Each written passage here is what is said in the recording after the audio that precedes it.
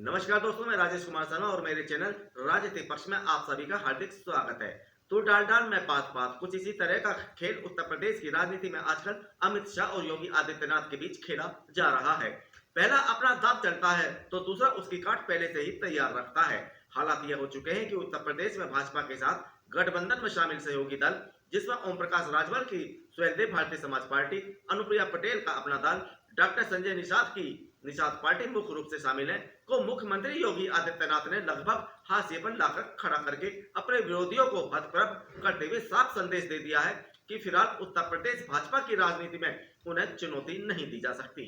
यह बात अलग है कि अमित शाह अपने खास यूपी के उप मुख्यमंत्री केशव प्रसाद मौर्य के साथ मिलकर लगातार उत्तर प्रदेश में अपनी पकड़ मजबूत रखने के लिए पूरा जोर लगा रहे हैं।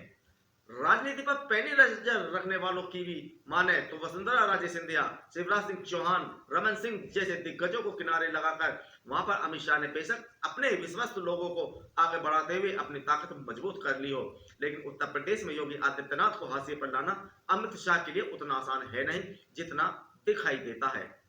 दोस्तों, इसलिए अमित शाह अपने खास केशव प्रसाद मौर्य के साथ मिलकर योगी आदित्यनाथ को घेरने का जो भी प्लान बनाते हैं, योगी उसकी काट निकालकर आगे बढ़ जाते हैं। वास्तविकता तो यह है दोस्तों कि योगी आदित्यनाथ को भी राजनीति करते हुए काफी लंबा समय हो चुका है, इसलिए वे भी राजनीति की हर दांव से अच्छी तरह वाकिफ है।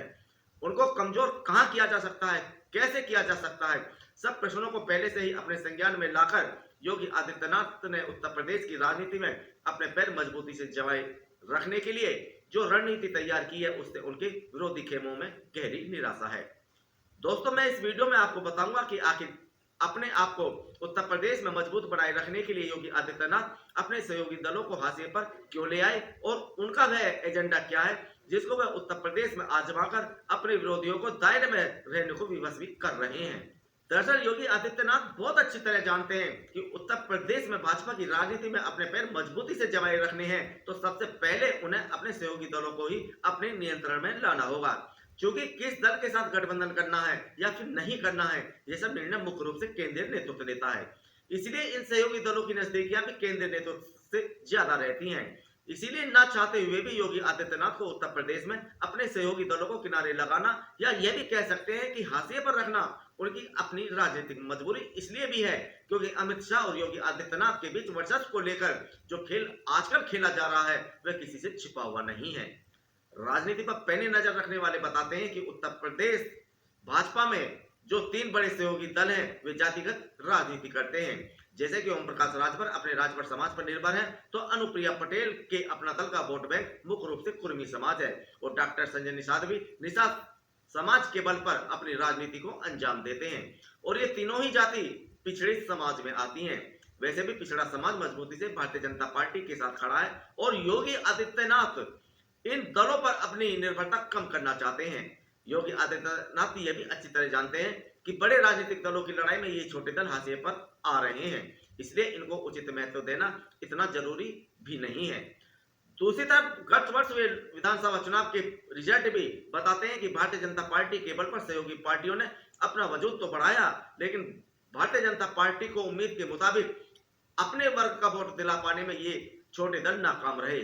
घोसी और खतौली विधानसभा का उपचुनाव हो या फिर मैनपुरी लोकसभा सीट का उपचुनाव, इन तीनों चुनावों में इन दलों के नेताओं ने जमकर मेहनत की थी, लेकिन जब रिजल्ट आया तो यहाँ